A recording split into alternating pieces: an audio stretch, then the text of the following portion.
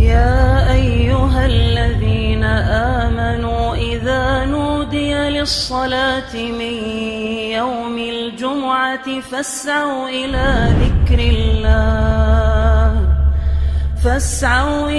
ذكر الله وذروا البيع ذلكم خير لكم إن كنتم تعلمون. معزز و مکرم بزرگ حضرات، نوجوان ساتھیوں، عزیز بھائیوں اور پردہ نشین خواتین اسلام، تمام تعریفیں اس اللہ رب العالمین کے لیے ہے جس رب کائنات نے ہمیں اور آپ کو محض اور صرف اپنی عبادت کے لیے پیدا کیا۔ درود و سلام اللہ رب العالمین کے بھیجے ہوئے تمام نبیوں اور رسولوں پر، جنہیں اللہ تعالیٰ نے اس کائنات کے اندر اہل کائنات کی رشد و ہدایت کے لیے مبعوث فرمایا۔ خصوصیت کے ساتھ ہم سب کے امام اعظم، امام کائنات، امام الانبیاء جناب محمد رسول اللہ صلی اللہ علیہ وسلم، جنہیں اللہ تعالیٰ نے ہادی عالم اور رہبر کائنات بنا کے مبعوث فرمایا۔ اللہم صلی علی محمد وعلی آل محمد کما صلیت علی ابراہیم وعلی آل ابراہیم انک حمید مجید۔ اللہم بارک علی محمد وعلی آل محمد کما بارکت علی ابراہیم وعلی آل ابراہیم انک حمید مجید۔ معزز حاضرین جمعہ، آج کے خطبہ جمعہ میں جس موضوع پر آپ کے سامنے بات کی جائے گی وہ موضوع ہے قبر کی پہلی رات۔ بنیادی طور سے ہم تمام مرد و خواتین کو ایک بات یاد رکھنی چاہیے۔ اللہ تعالیٰ نے انسانوں کی جو تخلیق کی اس کے لیے 4 ادوار مقرر کیے ہیں۔ 4 ادوار ایسے ہیں جن ادوار سے انسان کو ہو کر گزرنا ہے۔ سب سے پہلا دور انسان اپنی ماں کے پیٹ میں گزارتا ہے، جہاں انتہائی تنگی اور 3 اندھیروں کے پردوں میں اسے زندگی گزارنی ہوتی ہے۔ یہ پہلا دور ہے، ہر انسان اس دور سے ہو کر کے گزرتا ہے، چاہے وہ مرد ہو یا عورت ہو۔ اس کے بعد جو دوسرا دور ہے وہ دنیا کی زندگی کا ہے، جس میں انسان کی نشو و نما ہوتی ہے، وہ بڑھتا ہے، یہیں آ کر کے وہ خیر و شر اپنے لیے اکٹھا کرتا ہے۔ اس دوسرے دور کے اختتام کے بعد ایک تیسرا دور شروع ہونے والا ہے، جو اس دوسرے دور کے بالمقابل کافی وسیع اور لمبا ہے۔ وہ ہے قبر کا دور، عالم برزخ کی زندگی۔ اس تیسرے دور کے بعد انسان کو ایک چوتھے دور میں آنا ہے۔ اللہ نے قرآن مجید سورہ یاسین کے اندر کھلے لفظوں میں ارشاد فرمایا، فَإِذَا نُفِخَ فِي الصُّورِ فَإِذَا هُم مِّنَ الْأَجْدَاثِ إِلَىٰ رَبِّهِمْ يَنْسِلُونَ۔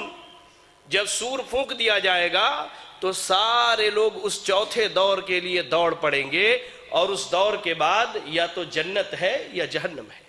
اللہ ہم سب کو جنت میں جگہ دے، جہنم سے محفوظ رکھے۔ ان 4 ادوار سے ہو کر کے ہر انسان کو گزرنا ہے۔ ماں کی پیٹ، اس کے بعد دنیا، دنیا کے بعد قبر برزخ کی زندگی، اور اس کے بعد یا تو جنت یا جہنم۔ اللہ ابھی فی الحال ہم دوسرے دور میں ہیں۔ پہلا دور ہم نے ماں کے پیٹ میں گزار لیا، دوسرے دور میں زندگی گزار رہے ہیں۔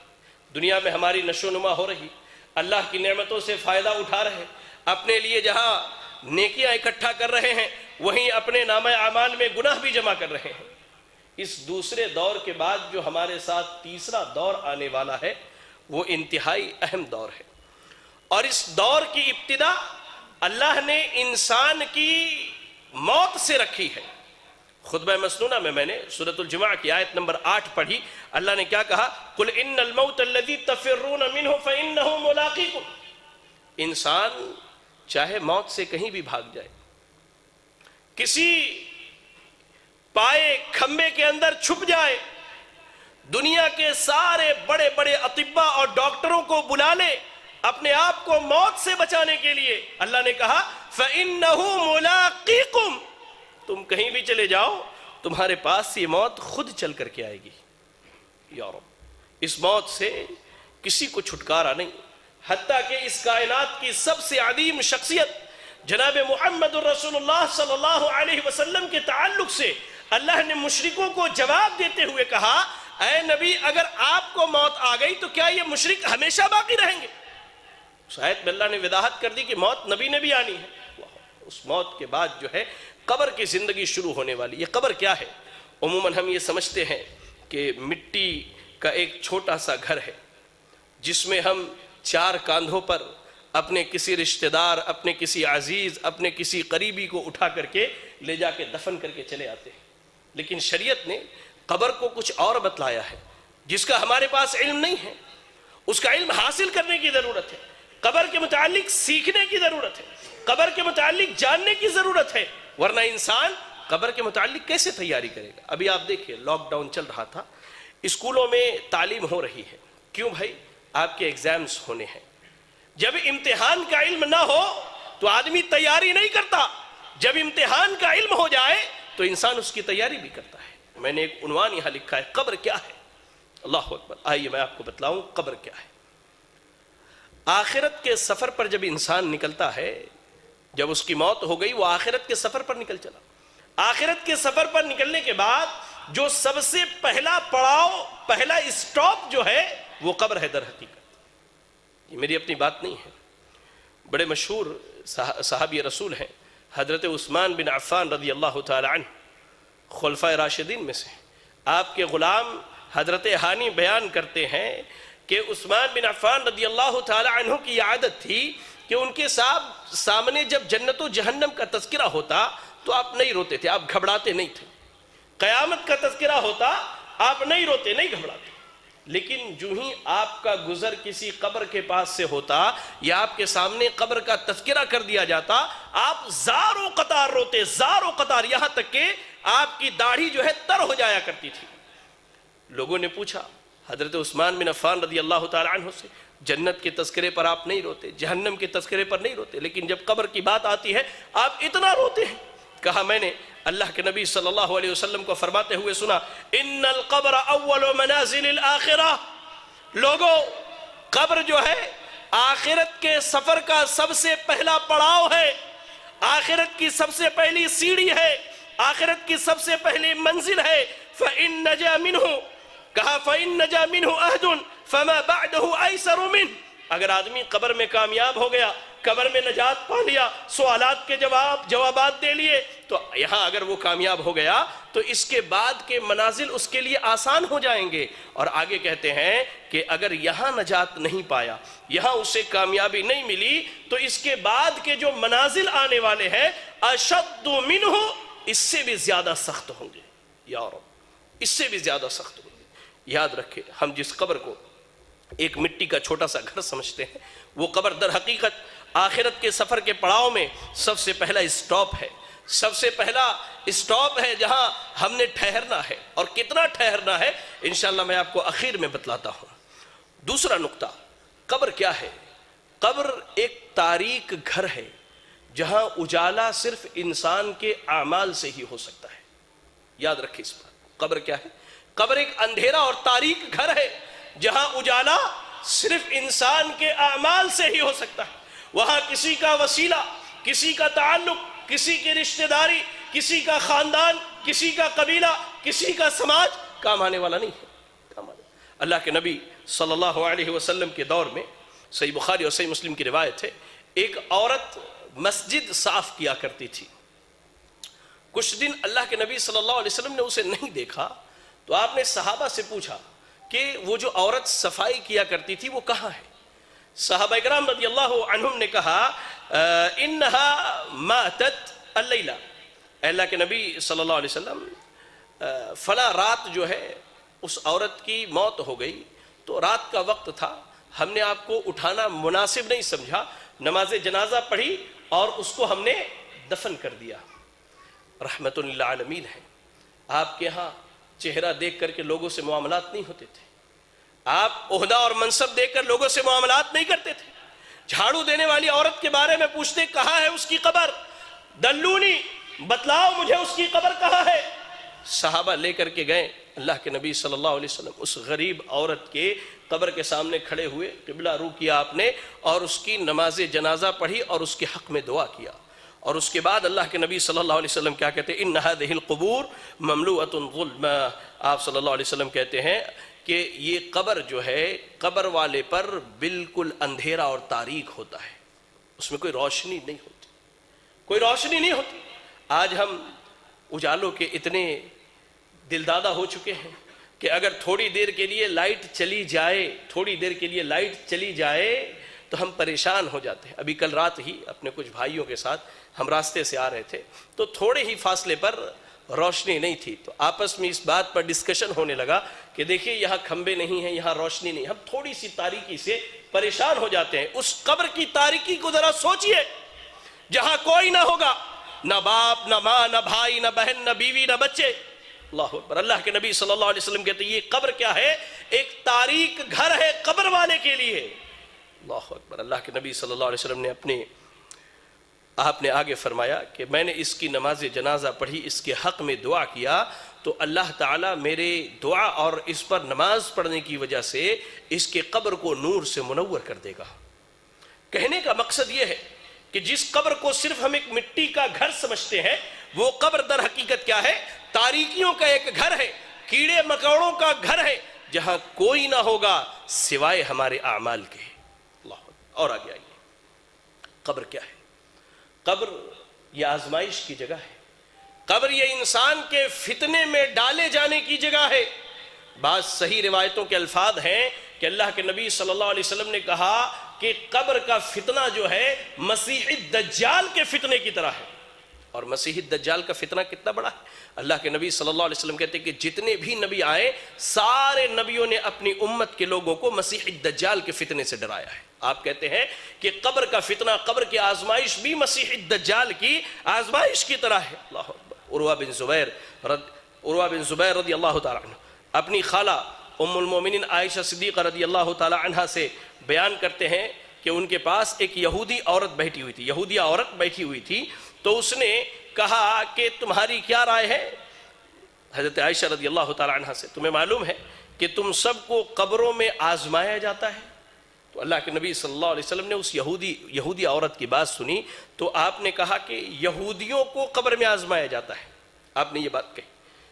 حضرت عائشہ رضی اللہ تعالیٰ عنہ کہتی ہیں فَلَبِثْنَ لَيَالِي، کچھ راتیں گزری تو اللہ کے نبی صلی اللہ علیہ وسلم میرے پاس آئے اور آ کر کے کہا کہ اے عائشہ تمہارا کیا خیال ہے؟ میرے طرف اللہ کی وحی آئی ہے کہ اہل اسلام بھی اپنی قبروں میں آزمائے جائیں گے۔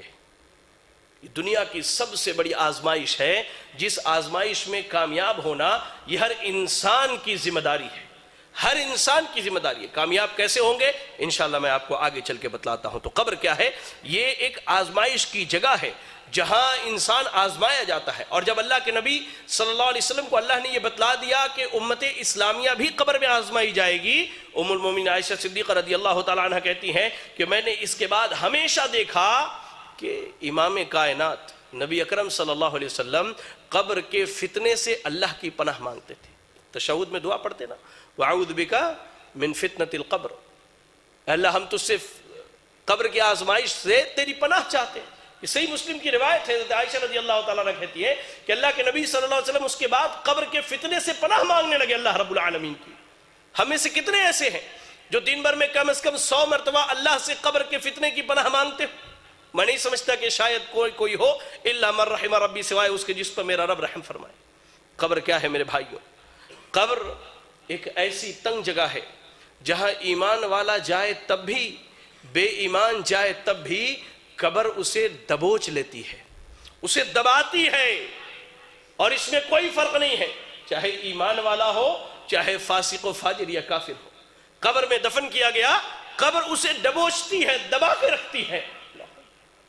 بہت جلیل القدر صحابی ہے حضرت سعد بن معاذ رضی اللہ تعالی عنہ، ان کے متعلق عبداللہ ابن عمر رضی اللہ تعالی عنہ نے کہا کہ اللہ کے نبی صلی اللہ علیہ وسلم نے حضرت سعد بن معاذ رضی اللہ تعالی عنہ کی وفات کے وقت کہا تھا هذا الذي تحرك له العرش، یہ آج جو سعد کی وفات ہوئی ہے، سعد کی وفات کی وجہ سے رحمان کا عرش ہل گیا، وفتحت لہ ابواب السماء، آسمان کے دروازے سعد کے لیے کھول دیے گئے، وشہدہ 70,000 من الملائکہ، اور 70,000 فرشتے سعد کی نماز جنازہ میں شریک ہوئے۔ یہ عام بات نہیں ہے، اتنے جلیل القدر صحابی وفات پر رحمان کا عرش حرکت میں آ جاتا ہے، آسمان کے دروازے کھول دیے جاتے ہیں، 70,000 فرشتے نماز جنازہ میں شریک ہوتے ہیں۔ پھر اللہ کے نبی صلی اللہ علیہ وسلم نے کہا لَقَدْ ضُمَّ ضُمَّةً ثُمَّ فُرِّجَ عَنْهُ، سعد کو قبر نے ایسے دبایا پھر اللہ کے حکم سے کشادگی کر دی گئی۔ یہ حدیث جو ہے سنن نسائی کی ہے اور سند کے اعتبار سے بالکل صحیح ہے، اور ام المومنین عائشہ صدیقہ رضی اللہ تعالیٰ عنہ کی ایک روایت ہے جسے امام بغوی نے اپنی سنہ کے اندر، امام احمد نے اپنے مسند کے اندر نقل کیا، علامہ البانی نے اس کی سند کو صحیح قرار دیا ہے، کہتی ہیں ان للقبر ضغطة لو نجا منها احد لنجا منها سعد بن معاذ، کہ قبر جو ہے یہ انسان کو دباتی ہے، اگر کوئی قبر کے دبوچنے اور دبائے جانے سے بچ سکتا تھا تو سعد بن معاذ بچ سکتے تھے، لیکن انہیں بھی قبر نے دبایا۔ یا رب ہماری حالت کیا ہوگی، ہماری حالت کیا ہوگی؟ کبھی غور کیا ہے میرے بھائیوں؟ اللہ اکبر، یہ تو وہ قبر ہے جس کے متعلق میں نے آپ کے سامنے کچھ بنیادی باتیں رکھی کہ یہ قبر در حقیقت کیا ہے۔ آئیے میں آپ کو ایک حدیث سناتا ہوں، لمبی حدیث ہے اور اس کا میں ترجمہ کرتے چلوں، جسے حدیث موت بھی کہی جاتی ہے۔ حدیث موت، ہم سب نے سفر پر نکلنا ہے، آخرت کے سفر پر نکلنا ہے، قبر میں ہمارا پڑاؤ ہونا ہے، تو اس حدیث کو آج یہاں سے سن کر کے جائیں اور جانے کے بعد یہ حدیث اپنی گھروں میں سنائے، اپنے اہل و عیال دوست احباب کو سنائے کہ حدیث موت کیا ہے۔ براء ابن عازب رضی اللہ تعالیٰ عنہ حدیث کے راوی ہے، کہتے ہیں کہ ہم اللہ کے نبی صلی اللہ علیہ وسلم کے ساتھ ایک انصاری صحابی کے جنازے میں پہنچے۔ جب ہم پہنچے تو ابھی قبر کی کھدائی ہو رہی تھی، سارے لوگ وہیں پر بیٹھ گئے، اللہ کے نبی صلی اللہ علیہ وسلم بھی بیٹھ گئے۔ آپ کے ہاتھ میں چھوٹی سی ایک لکڑی تھی، آپ اس سے زمین پر کھود رہے تھے لکڑی سے اور سر کو نیچے جھکائے ہوئے تھے۔ صحابہ ایسے اطمینان سے بیٹھے گویا کہ سر پر کوئی پرندہ بیٹھا ہو، حرکت کیا تو پرندہ اڑ کر کے چلا جائے۔ حدیث کے الفاظ بالکل اطمینان سے۔ پھر اللہ کے نبی صلی اللہ علیہ وسلم نے لوگوں کی طرف اپنا سر اٹھایا، کہا استعیذوا باللہ من عذاب القبر، استعیذوا باللہ من عذاب القبر، استعیذوا باللہ من عذاب القبر۔ اے میرے ساتھیوں، اے میرے دوستوں، اے میرے اصحاب، اے اہل اسلام، قبر کے عذاب سے اللہ کی پناہ مانگو، قبر کے عذاب سے اللہ کی پناہ مانگو، قبر کے عذاب سے اللہ کی پناہ مانگو۔ اور اس کے بعد آپ کہتے ہیں ان العبد المؤمن اذا كان في انقطاع من الدنيا واقبال من الاخرہ، کہ جب کوئی بندہ دنیا سے اپنی زندگی گزار کر آخرت کے سفر پر نکلتا ہے، ذرا غور کیجئے، ذرا غور کیجئے سامعین، ذرا غور کیجئے ناظرین کہ اللہ کے نبی نے کیا کہا۔ جب کوئی بندہ دنیا چھوڑ کر آخرت کے سفر پر نکلتا ہے تو اس کے پاس فرشتے آتے ہیں، خوبصورت، خوبرو، انتہائی روشن چہرے والے فرشتے آتے ہیں، جن کے ساتھ جنت کی خوشبوؤں میں سے ایک خوشبو ہوتی ہے، جنت کے کپڑے میں سے ایک کپڑا ہوتا ہے۔ وہ آ کر کے اس ایمان والے بندے کے سامنے بیٹھ جاتے ہیں، ایمان والے بندے کے سامنے بیٹھ جاتے ہیں، اس کی نگاہ جہاں تک جاتی وہاں تک وہ فرشتے اسے نظر آتے ہیں۔ اس کے بعد اللہ کے نبی صلی اللہ علیہ وسلم کہتے ہیں کہ اس کے بعد ملک الموت علیہ السلام آتے ہیں، آ کے اس کے سر کے پاس بیٹھ جاتے ہیں اور کہتے ہیں ایتھا النفس الطیبہ اخرجی الی مغفرۃ من اللہ، اے وہ نیک نفس جس نے اللہ کی فرما برداری کی، اے وہ نیک نفس جس نے دنیا میں اللہ کی مرضی کے مطابق زندگی گزاری، اے وہ نیک نفس جس نے اپنی زندگی کتاب اللہ اور سنت رسول اللہ پر گزاری، اے وہ نیک نفس جس نے اپنی زندگی توحید پر گزاری، اے وہ نیک نفس جب سماج والوں نے چھوڑا، جب خاندان والوں نے چھوڑا، جب لوگوں نے رشتہ داریاں توڑی، سب کو اللہ کے لیے چھوڑا لیکن رب کے لیے، کسی کے لیے رب کو نہ چھوڑا کبھی۔ کہتا ہے ملک الموت، کہتے ہیں اے وہ مطمئن اور پاکیزہ نفس، تو نکل جا، نکل اس کے جسم سے چل، تیرے چلنے کا وقت ہو گیا، تجھے چلنا ہے اللہ کی جنتوں کی طرف، تجھے چلنا ہے اللہ کی نعمتوں کی طرف، تجھے چلنا ہے اللہ کی مغفرت کی طرف۔ جب وہ جیسے اس کے جسم سے روح نکالتے ہیں، گویا کہ پانی کا آخری قطرہ گلاس سے کتنی آسانی سے نکل جاتا ہے، اس کے جسم سے روح ویسے ہی نکل جاتا ہے۔ روح نکالتے دیری نہیں، فرشتے فوراً اس جنت کے کپڑے میں اس کی روح کو لپیٹتے ہیں، وہ جنت کی خوشبو لگاتے ہیں، اس سے بہترین خوشبو اس وجہ ارض پر نہیں پائی جاتی۔ اس کے بعد فرشتے لے کر کے اس کے روح کو چلتے ہیں، جہاں جہاں سے گزرتے فرشتے سوال کرتے کہ یہ پاکیزہ اور نیک نفس کون ہے، یہ مومن بندہ کون ہے؟ فرشتے کہتے کہ یہ فلاں بن فلاں ہے، اس کا بہترین نام بتلاتے جو ماں باپ نے دنیا میں رکھا ہے، جو ماں باپ نے دنیا میں رکھا ہے۔ اس کے بعد اسے پہلے آسمان پر لے جایا جاتا ہے اور اس کے لیے آسمان کے دروازے کھولے جاتے ہیں، دروازے کھولے جاتے، جہاں سے گزرتا وہ شخص اور اس کی روح جہاں سے جاتی، فرشتے اس کی روح کے لیے رحمت کی دعائیں کرتے، مغفرت کی دعائیں کرتے، یہاں تک کہ وہ 7ویں آسمان پر اللہ کے پاس پہنچتا ہے۔ اللہ تعالیٰ اپنے بندے کی روح کو دیکھ کر خوش ہو جاتا ہے۔ اللہ کہتا ہے کہ لے جاؤ میرے بندے کی روح کو علیین میں لکھ دو اور اس کے جسم میں اس کی روح کو دوبارہ لوٹا دو۔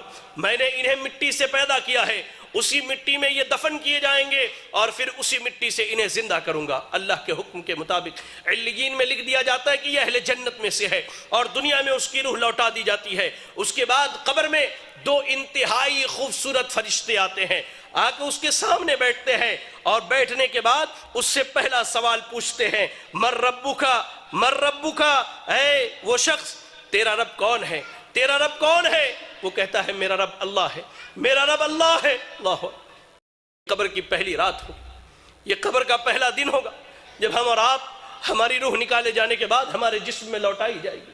ہمیں فرشتے قبر میں اٹھا کے بٹھائیں گے، بٹھانے کے بعد سب سے پہلا سوال ہوگا، من ربکا، تمہارا رب کون ہے؟ دنیا میں غیروں کو داتا مانا، دنیا میں غیروں کو غریب نواز مانا، دنیا میں غیروں کو مشکل کشا مانا، یا علی مشکل کشا کے نعرے لگائے، یا غوث اعظم دستگیر کے نعرے لگائے۔ اللہ اکبر، ایسے بندے کی حالت بھی اللہ نے بیان کی۔ اور ایک وہ موحد تھا جس نے رب کے آگے جھکا، جو رب کے علاوہ کسی کی عبادت نہ کرتا، رب کے علاوہ نہ کسی کے آگے ہاتھ اٹھاتا، رب کے علاوہ نہ کسی سے دعائیں مانگتا، رب کے علاوہ نہ کسی سے اپنی شکایت کرتا۔ وہ بندہ کہے گا ربی اللہ، میرا رب اللہ ہے، میرا رب اللہ ہے، میرا رب اللہ ہے۔ فرشتے اس کے بعد سوال کریں گے، ما دینک، تیرا دین کیا ہے؟ وہ کہے گا دین الاسلام، میرا دین اسلام ہے۔ پھر فرشتے نبی صلی اللہ علیہ وسلم کے بارے میں پوچھیں گے کہ اس شخص کے بارے میں تیری کیا رائے ہے؟ وہ کہے گا یہ ہمارے درمیان نبی اور رسول بنا کر کے بھیجے گئے، نبی اور رسول بنا کر کے بھیجے گئے۔ فرشتے پوچھیں گے تجھے کہاں سے اس بات کا علم ہو؟ اور لوگوں جو دین کی تعلیم سے دور ہو، جو مساجد میں دین سیکھنے نہیں آتے، جو اللہ کے دین سے دور ہو، سنو، فرشتے اس سے کہیں گے تلوتا و درائتا، تو نے قرآن کی تلاوت کی، تو نے قرآن کو پڑھا، تو نے قرآن کو سمجھا، تو نے احادیث رسول پڑھی، اس کو سمجھا، یہی وجہ ہے کہ آج تو قبر کے سوالوں کا جواب دے لے گا۔ یا رب، آج بیٹا ڈاکٹر بنے ہم خوش ہوتے، بیٹا انجینئر بنے ہم خوش ہوتے۔ آپ کا اتنا بڑا علاقہ ہے، یہ گولکنڈہ دھان کوٹے کا علاقہ، آپ کے ہمارے اس علاقے میں تقریباً میں سمجھتا ہوں 200-400 چھوٹے چھوٹے بچے ہیں۔ کتنے ہیں جن کے بچے آج مدرسوں میں تعلیم حاصل کرتے ہیں؟ کتنے ہیں جن کے بچے آج دین سیکھتے ہیں؟ کبھی غور کہیں گے فرشتے تو نے دین سیکھا، دین سمجھا، تو نے قبر کے سوالوں کا جواب دیا۔ آسمان سے اعلان کیا جائے گا صدق عبدی، میرے بندے نے سچ کہا ہے، ایسا کرو اس کے لیے قبر میں جنت کا بچھونا بچھا دو۔ اللہ اکبر، جنت کا بچھونا بچھا دو، جنت کی کھڑکی کھول دو اور اسے سلا دو۔ یا رب، اس کے برعکس اللہ کے نبی صلی اللہ علیہ وسلم کہتے ہیں ایک وہ بندہ جو اللہ کا نافرمان تھا، جس نے اپنی زندگی اللہ کی نافرمانی میں گزاری ہے۔ حدیث کے الفاظ میں دونوں لفظ بیان کیے گئے ہیں، فاسق، فاجر یا کافر کا ذکر کیا گیا ہے۔ جب اس کی روح نکلنے والی ہوتی ہے، جب یہ دنیا چھوڑ کر آخرت کے سفر پر جاتا ہے، 2 فرشتے آتے ہیں انتہائی قبیح اور برے شکل کے، انتہائی قبیح اور برے شکل کے۔ یا رب، آنے کے بعد اس کے سامنے بیٹھ جاتے ہیں، اس کے سامنے بیٹھ، جہاں تک اس کی نگاہ جاتی ہے وہ فرشتوں کو دیکھتا ہے۔ اس کے بعد ملک الموت آتے، وہ بھی بہت بھیانک شکل میں، جہنم کے کپڑوں میں سے ایک کپڑا، بدبودار، انتہائی بدبو والا کپڑا، زمین پر اس سے بری بدبو نہیں ہے، اتنا بدبودار کپڑا لے کر کے آتے ہیں وہ فرشتے۔ ملک الموت آتے ہیں، اس کے جسم سے روح کو نکالتے ہیں، اس کے جسم میں روح بھاگتی ہے، کبھی ادھر کبھی ادھر کبھی۔ اللہ، قرآن میں اللہ نے کہا کہ اللہ تعالیٰ جب ان کے روحوں کو نکالتا ہے، جب ان کی روحیں نکالے جاتی ہیں تو فرشتے ان کے پیٹھ پر، ان کے پیچھے کے حصے پر لات مار کر کے ان کی روح نکالتے ہیں۔ کھینچ کر کے زبردستی اس کے جسم سے روح نکالی جاتی ہے اور اس بدبودار کپڑے میں اس روح کو لپیٹ دیا جاتا ہے. کوئی فرشتہ نہیں چاہتا کہ اس کی روح کو لے کر کے جائے. لے جایا جاتا ہے. پہلے آسمان پر پہنچتے سوال کیا جاتا ہے یہ بدبخت کون ہے جس کی تم روح نکال کر کے لائے ہو. اس کا سب سے برا نام جو دنیا میں رکھا گیا وہی نام بتلایا جاتا ہے. پہلے آسمان سے واپس کر لے جاؤ, اس کے روح کو اس کے جسم میں لوٹا دو. اس کے روح کو اس کے جسم میں لوٹا دیا جاتا ہے. فرشتے آتے ہیں 2 فرشتے سوال و جواب کے لیے انتہائی بھیانک اور خطرناک شکل میں. دونوں آ کر اس کے سامنے بیٹھ جاتے ہیں, اسے اٹھا کر بٹھاتے ہیں. کہتے ہیں من ربو کا, تیرا رب کون ہے؟ ہائے اللہ, اس نے زندگی بھر درباروں پر سر مارے ہیں, اس نے زندگی بھر غیر اللہوں کو پکارا ہے, اس نے رب کی تحقیر کر کے, اللہ کی قسم کہتا ہوں, اللہ کی قسم, آج سلون میں بیٹھا تھا, اشعار سنے تو محسوس ہوا کہ کان سے میرے خون نکل جائے. شاعر بدبخت کہتا ہے اللہ کی جھولی میں توحید کے علاوہ کیا رکھا ہے؟ جو بھی مانگنا ہے محمد سے مانگ لو. انا للہ و انا الیہ راجعون. زندگی بھر اس نے غیروں کے در پر سر مارے, رب کے علاوہ غیروں کو پکارا, حاجت روا, مشکل کشا سب غیروں کو سمجھا. یہ کہتا ہاں لا ادری, مجھے نہیں معلوم میرا رب کون ہے, مجھے اس کا علم ہے ہی نہیں, میں کیا بتلاؤں میرا رب کون ہے. کہا جاتا ہے ما دینوں کا, تیرا دین کیا ہے؟ وہ کہتا ہے ہاں لا ادری, مجھے نہیں معلوم میرا دین کیا ہے. پھر کہا جاتا ہے اس شخص کے بارے میں کیا خیال ہے؟ نبی صلی اللہ علیہ وسلم کے متعلق جو سوال کیا جاتا ہے, کہتا ہاں لا ادری, مجھے نہیں معلوم, میں کیا کہوں, میں نے لوگوں کو جو کہتے ہوئے سنا وہی کہہ سکتا ہوں, مجھے نہیں معلوم. یا رب یا رب یا رب, اللہ سے دعا کرے کہ اللہ ہمیں اس کیفیت اور حالت سے محفوظ رکھے. اللہ کی قسم, فرشتے اللہ کے نبی صلی اللہ علیہ وسلم کہتے ہیں سوال جواب ہونے کے بعد فرشتے جب وہاں سے چلے جاتے ہیں قبر بندے کو دباتی ہے, یہاں تک کہ اس کی ادھر کی پسلیاں ادھر کی پسلیوں میں سے مل جایا کرتی ہے. اللہ, ایک نوجوان آتا ہے انتہائی برے شکل میں, انتہائی برے شکل میں, اور ٹھیک اس کے برعکس مومن کے پاس انتہائی خوبصورت شکل میں نوجوان آتا ہے. اس شخص کے پاس نوجوان برے شکل میں آ کے کہتا ہے کہ تجھے مبارک ہو وہ برائی جس کا تو حقدار ہے. وہ کہتا ہے کون سی برائی؟ تم کون سی برائی کی خبر لے کر کے آئے ہو؟ تم کون ہو جو میری قبر میں آئے ہو؟ کہتا ہے میں تیرا برا عمل ہوں, میں تیرا برا عمل ہوں. وہی نوجوان جو مومن ہے اسے جنت کی خوشخبری سناتا ہے وہ نوجوان, اور کہتا ہے کہ میں تیرا اچھا عمل ہوں. قبر میں نہ مال جانے والا ہے, نہ اولاد جانے والی ہے, نہ بیوی جانے والی ہے. اللہ, آپ کا عمل جانے والا ہے, عمل جانے والا ہے. قبر کی پہلی رات کیسی گزرنی ہے اللہ کی قسم ہم میں سے کوئی نہیں جانتا ہے. آئیے میں آپ کو حدیث سناؤں. سنن ابن ماجہ کی روایت ہے, صحیح حدیث ہے. اللہ کے نبی صلی اللہ علیہ وسلم کہتے ہیں, یہ حدیث بھی حضرت براء بن عازب رضی اللہ تعالیٰ عنہ سے روایت ہے, کہتے ہیں اللہ کے نبی نے کہا یا اخوانی لمثل هذا فاعدوا, یا اخوانی لمثل هذا فاعدوا, یا اخوانی لمثل هذا فاعدوا. اے میرے بھائیوں قبر کی تیاری کر لو, اے میرے بھائیوں قبر کی تیاری کر لو, اے میرے بھائیوں قبر کی تیاری کر لو. آج اگر ہماری موت ہو جائے, کبھی ہم نے سوچا ہے کہ 60 سال 70 سال کی زندگی کے لیے ہم کتنا بھاگ دوڑ کرتے, حلال حرام کی ہم نے تمیز چھوڑ دی, سودی کاروبار میں ہم ملوث ہو گئے, زنا بدکاری کے راستے کو نوجوانوں نے اختیار کیا, شراب نوشی کے راستے کو نوجوانوں نے اختیار کیا, زندگی کو جنت بنایا اور حقیقی جنت سے ہاتھ دھو بیٹھے. اللہ, کبھی سوچا ہے قبر میں کتنا رہنا ہے؟ آؤ میں آپ کو ایک مثال دے کے سمجھاتا ہوں. ابو بکر صدیق رضی اللہ تعالیٰ عنہ کو تو سب جانتے ہیں, ہمیں کا ہر آدمی ان کو جانتا ہے. اللہ کے نبی صلی اللہ علیہ وسلم کی یار غار ہیں, آپ کے سسر ہیں, کائنات کے نبی صلی اللہ علیہ وسلم کی وفات کے بعد پہلے خلیفہ ہیں مسلمانوں کے. ابو بکر صدیق رضی اللہ تعالیٰ عنہ کی وفات ہجرت کے 13ویں سال ہوتی ہے. 13 سال ہجرت کے جب ہوئے تھے تو حضرت ابو بکر صدیق رضی اللہ تعالیٰ عنہ کی وفات ہوئی تھی. آج ہجرت کے 1442 سال ہو گئے, 1442 سال. کبھی سوچا ہے 70 سال کی زندگی کے لیے اتنی کوشش کرتے ہم, لیکن جو زندگی بہت لمبی ہونے والی ہے اس کی فکر آج ہمارے نوجوانوں کو نہیں ہے. اگر ہوتی تو آج اکثریت داڑھی والے نوجوان یہاں بیٹھے ہوتے. اگر ہوتی تو جیسے یہ 5 وقت کی نمازوں میں مسجدیں خالی ہوتی ہے, نہ ہوتی جمعہ میں جیسے ہماری پوری آبادی مسجد میں آتی ویسے ہم 5 وقت کی نمازوں میں آتے. افسوس ہوتا ہے. فجر کی نماز یہیں پڑھتا ہوں. یہ اہل مسجد کی مہربانی ہے کہ ان لوگوں نے مجھ طالب علم کو آج کچھ بولنے کا موقع دیا. میں آپ کو بتلاؤں یہیں ہم نماز پڑھتے ہیں. آپ ہمارے مؤذن داؤد بھائی 3-4 صف سے زیادہ لوگ نہیں ہوتے. کیا بستی میں 3-4 صفی لوگ موجود ہیں؟ یا رب جمعہ میں کہاں سے آ جاتی ہے ہماری اتنی بڑی آبادی؟ کہاں سے آ جاتی ہے؟ کبھی غور کر کے دیکھا کہ یہ زندگی کا آخری جمعہ ہو، اس کے بعد قبر میں آنکھ کھلوائی جائے؟ ابو بکر صدیق رضی اللہ تعالیٰ عنہ ہجرت کے 13ویں سال فوت ہوتے ہیں، آج ہجرت کے 1442 سال ہو گئے، اپنی قبر میں 1429 سال سے وہ ہیں، 1429 سال سے۔ کب تک رہیں گے کسی کو معلوم ہے؟ نہیں معلوم۔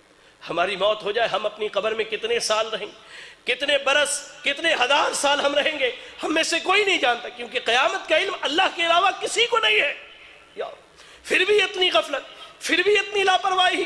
آئیے اللہ کے نبی صلی اللہ علیہ وسلم نے کیا کہا ذرا سن کر کے جائیے۔ آپ صلی اللہ علیہ وسلم کہتے ہیں یتبع المیت ثلاثہ، میت کے پیچھے 3 چیزیں جاتی ہیں، جب اسے دفن کرنے کے لیے لے جایا جائے 3 چیزیں جاتی ہیں، اہلہ وعملہ ومالہ، انسان کے اہل و عیال، بیٹے بچے خاندان والے جاتے ہیں، ومالہ، اس کا مال و دولت بھی اس کے ساتھ قبرستان تک جاتا ہے، وعملہ، اور اس کے اعمال بھی اس کے ساتھ جاتے ہیں، فیرجع اثنان ویبقى واحد، فیرجع اثنان ویبقى واحد۔ اہل ایمان کان کھول کر کے سن لو، کان کھول کر کے سن لو، یہ دنیا کی زندگی، یہ دنیا کی ساری دولت یہ سب ہمارے ساتھ قبرستان جاتے ہیں۔ جن بیوی بچوں کی تربیت کے لیے، پرورش کے لیے ہم حرام حلال کی تمیز چھوڑ دیتے ہیں، جن کی پرورش کے لیے ہم نمازوں کو ضائع کر دیتے ہیں، جس عمارت کو بنانے کے لیے، جس گاڑی کو خریدنے کے لیے ہم حرام پیسے سے بھی تعمیر کر لیتے ہیں، اللہ کی قسم وہ بیوی آپ کے ساتھ قبر میں نہیں جاتی، نہ بیوی کا شوہر اس کے ساتھ قبر میں جاتا ہے، یہ بچے آپ کے ساتھ آپ کی قبر میں نہیں جاتے۔ اللہ کے نبی صلی اللہ علیہ وسلم نے کہا کہ 2 چیزیں واپس آ جاتی ہے، کیا کیا؟ اس کے اہل و عیال اور اس کے مال و دولت واپس چلے آتے ہیں، اس کا عمل صرف اس کے ساتھ باقی رہتا ہے، اس کا عمل صرف اس کے ساتھ باقی رہتا ہے۔ تو میں کہتا ہوں میرے بھائی کہ ذرا غور کر کے دیکھیے کہ ہمارا عمل کیسا ہے، ہمارا عمل کیسا ہے۔ اگر آج ہماری موت ہو جائے، آج ہماری وفات ہو جائے، آج ہم دنیا سے چلے جائیں، تو کیا ہمارے اعمال ایسے ہیں کہ ان اعمال کی بنیاد پر اللہ تعالیٰ اپنی رحمت سے ہمیں معاف فرما دے؟ ذرا غور کر کے دیکھیں، آپ اپنے نفس میں جھانک کر کے دیکھیں، ہر آدمی اپنے نفس کے متعلق سوال کیا جائے گا، ہم اپنے نفس میں جھانک کر کے دیکھیں واقعی ہمارے اعمال ایسے ہیں کہ قبر کی پہلی رات سے ہی ہمیں قبر میں آسانیاں اور آرام اور اطمینان عطا کیا جائے؟ اللہ اکبر۔ میں تو نہیں سمجھتا کہ ہمارے اعمال ایسے ہیں، ہمارے اعمال ایسے میں نہیں سمجھتا۔ اہل ایمان قبر کی تیاری کیجئے، قبر کی تیاری کیجئے، ایک واحد حقیقت ہے جس سے کائنات کا کوئی ملحد سے ملحد آدمی بھی نہیں منہ موڑ سکتا کہ موت آنی ہے۔ ہر آدمی موت کا اقرار کرنے والا، جب موت آنی ہے تو موت کے بعد ہم سب کو قبر میں جانا ہے، اور قبر میں جانا ہے تو حساب و کتاب وہیں سے شروع اور عذاب کا سلسلہ بھی وہیں سے شروع۔ وہ حدیث یاد کیجئے، اللہ کے نبی صلی اللہ علیہ وسلم مدینے میں گزر رہے تھے، 2 قبر والوں کو عذاب ہو رہا تھا، اور صحیح حدیث کے الفاظ ہیں کہ اہل قبر کو صبح و شام جنت میں ان کا ٹھکانہ اگر جنتی ہے تو، اور جہنم میں ان کا ٹھکانہ اگر جہنمی ہے تو دکھلایا جاتا ہے۔ اللہ کے نبی صلی اللہ علیہ وسلم نے کہا انہما لیعذبان، یہ دونوں قبر والے عذاب دیے جا رہے ہیں۔ یہ حدیث بتلاتی ہے کہ قبر میں داخلے کے بعد سوال و جواب، یا تو جنت کی نعمتیں ملنے لگتی ہے، پھر اللہ کی طرف سے عذاب ہونے لگتا ہے۔ ہم کس چیز کے لیے تیار ہیں؟ ہم نے اپنے نفس کو کس چیز کے لیے تیار کیا ہے؟ یہ غور کرنے کی ضرورت ہے، اپنے محاسبے کی ضرورت ہے، ورنہ یاد رکھیں مرنے کے بعد اللہ تعالیٰ عمل کی مہلت نہیں دیتا۔ قرآن میں اللہ نے کھلے لفظوں میں کہا ہے، اللہ نے کیا کہا؟ وَأَنفِقُوا مِمَّا رَزَقْنَاكُم مِّن قَبْلِ أَن يَأْتِيَ أَحَدَكُمُ الْمَوْتُ، موت کے آنے سے پہلے اللہ کے دیے ہوئے مال کو خرچ کر لو، موت کے آنے سے پہلے اللہ کی دی ہوئی تندرستی سے فائدہ اٹھا لو، موت کے آنے سے پہلے اللہ کی دی ہوئی زندگی سے فائدہ اٹھا لو، موت کے آنے سے پہلے اللہ کے دیے ہوئے مال سے فائدہ اٹھا لو، موت کے آنے سے پہلے اللہ کی دی ہوئی زندگی سے فائدہ اٹھا لو، ورنہ اگر ایک مرتبہ موت آ گئی ہم اللہ کے سامنے روتے رہ جائے، گڑ گڑاتے رہ جائے، ہاتھ ملتے رہ جائے کہ اللہ تو مجھے ایک لمحے کے لیے بھیج دے تاکہ میں اچھا عمل کر لوں اور نیک لوگوں میں سے ہو جاؤں، اللہ تعالیٰ کہے گا کلا انہا کلمۃ هو قائلها، یہ تمہاری منہ کی بات ہے، قبر میں آنے کے بعد اب تم دوبارہ لوٹائے نہیں جاؤ گے، سیدھا حساب و کتاب کے لیے اٹھ کے جانا۔ اللہ اکبر۔ قبر کی تیاری کیجئے میرے بھائیوں، قبر کی تیاری کیجئے، کیونکہ قبر کی تیاری سب سے بنیادی اور اہم تیاری ہے۔ اگر قبر میں کامیاب ہو گئے انشاءاللہ ہم آگے بھی کامیاب ہیں، اور اگر قبر میں ناکام و نامراد ہو گئے تو یاد رکھے آگے اس سے سخت ناکام و نامرادی اور سخت عذاب اللہ نے تیار کر کے رکھا ہے۔ اللہ سے دعا ہے کہ اللہ رب العالمین مجھے، آپ کو اور تمام اہل اسلام کو قبر کی تیاری کی توفیق عطا فرمائے۔ الہ العالمین تو ہم سب کو قبر کی تیاری کی توفیق عطا فرما دے۔ الہ العالمین تو ہم سب کو قبر کی تیاری کی توفیق عطا فرما دے۔ اللہ تو ہم سب کو عذاب قبر سے محفوظ رکھ۔ اللہ ہم تیری پناہ چاہتے ہیں عذاب قبر سے، اللہ ہم تیری پناہ چاہتے ہیں عذاب قبر سے۔ الہ العالمین ہم میں جو فوت ہو گئے ہیں اللہ تو ان کے لیے قبر کی زندگی کو آسان بنا دے، اللہ تو ان کے لیے قبر کی زندگی کو آسان بنا دے۔ اللہ ہم میں سے جن کے والدین فوت ہو چکے ہیں یا ان میں سے کوئی ایک فوت ہوئے ہیں اللہ تو ان کے لیے قبر میں آسانیاں فرما دے، اللہ تو ان کی قبر کو نور سے منور فرما دے۔ اللہ جن کے والدین زندہ ہیں اللہ تو انہیں قبر کی تیاری کی توفیق عطا فرما دے۔ الہ العالمین تو جب تک دنیا میں زندہ رکھ دین اسلام پر اور ہمارا خاتمہ ہوتا ایمان و اسلام کی حالت میں ہو۔ آمین وآخر دعوانا الحمدللہ رب العالمین۔ اور مزید ویڈیوز دیکھنے کے لیے ہمارے یوٹیوب چینل کو سبسکرائب کریں، بیل آئیکن دبانا نہ بھولیں اور شیئر ضرور کریں۔ فجزاکم اللہ خیرا۔